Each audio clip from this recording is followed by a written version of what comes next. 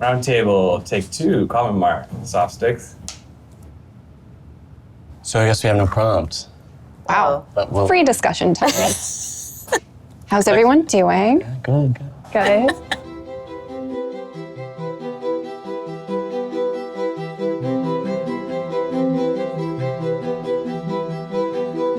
I was in an accelerated master's program at Carnegie Mellon when I realized that my eyesight was failing. It was green flashes, and I remember them streaking through my eyesight. When a sense is leaving you, there's no handbook. And it didn't hit me that, well, maybe something is actually wrong. In conjunction with that, obsessive compulsive disorder started to present itself. It was all sort of a swirl together of trying to graduate, trying to get into the workforce, and having my eyesight leave at the same time. How did it start to impact whether it's your personal or professional life? I was really lucky because I was able to keep my internship. I ended up working there full time. So I didn't have to disclose my vision loss. I know we all had this conversation around disclosure. So Devin, you disclosed us. What was that process? Had you done it before? What was your feelings? How did we react?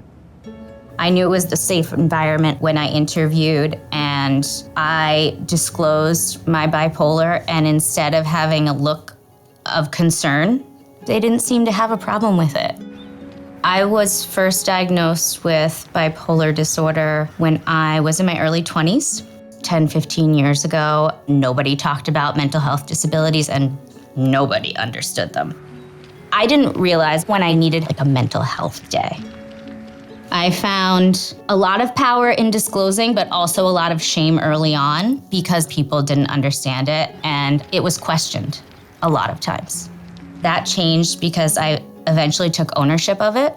And for me, that was me both reclaiming my own identity and explaining to people that I need this accommodation because I have bipolar disorder. It is a mental health disability. People don't necessarily understand that mental illness is a disability, and people don't think of it that way.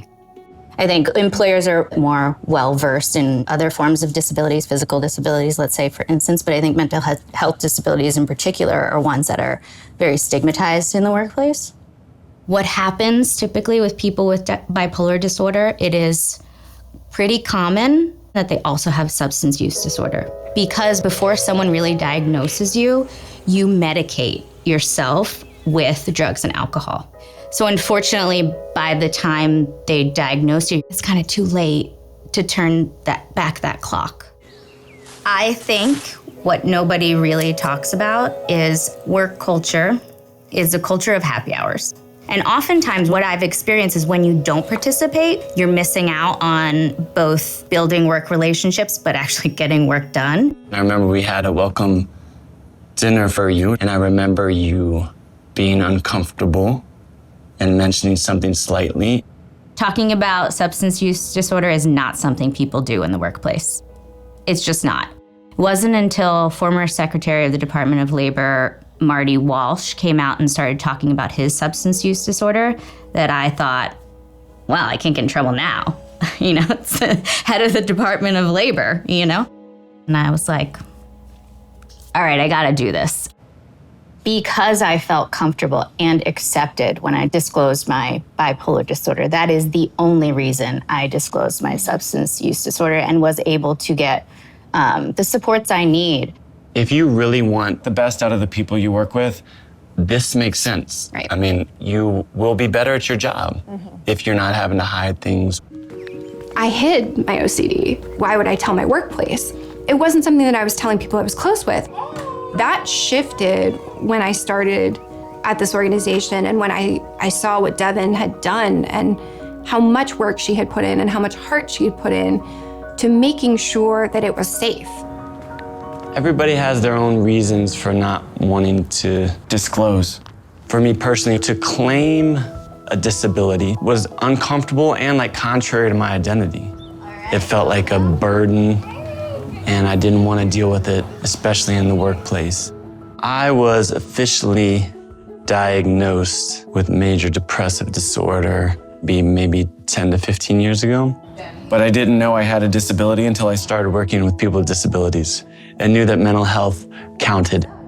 When Devin disclosed her substance use disorder, I realized I could support her if I was able to get over my issues and practice what I preach. And as soon as I claimed it, that was almost instantaneous, that I felt better, more comfortable, more honest, and I felt stronger.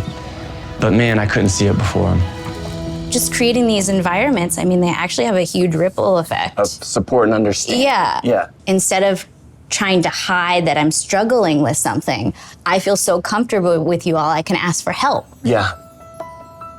We spend a ton of time at work, right? We just do. And wouldn't it be great if the workplace was a place where you felt comfortable to ask for help, but also so people knew the signs when you don't see them yourself? Yeah. Humanity is so diverse and complex, and if we really want people to be able to bring their best and do their best, which employers want, we have to ask, what are the things we can do to support that? For me, I know that I have a degenerative condition that's kind of lurking back there. It's something that you need a lot of support for. And if I didn't have that kind of support, I don't know what I would do. Honestly, being in a place that is inclusive, I wish that for everyone. And being able to work on issues that are related to disabilities and have the opportunity to hopefully change the way they're accepted in the workplace, what better job could I have?